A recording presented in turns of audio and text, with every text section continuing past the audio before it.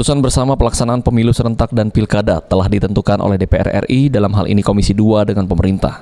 Saat ini pihak-pihak yang terlibat dalam kegiatan tersebut, khususnya KPU dan Bawaslu, mulai mempersiapkan menghadapi dua agenda politik tersebut. Bawaslu Sumsel diketuai oleh Iin Irwanto akan menentukan strategi khususnya pola pencegahan potensi pelanggaran yang terjadi saat tahapan pemilu serentak maupun pilkada nantinya. Selain itu juga, Bawaslu Sumsel akan bersinergi dengan kepolisian dan kejaksaan terkait penegakan hukum pemilu, karena menjadi bagian penting agar adanya kerjasama yang baik dengan penegak hukum.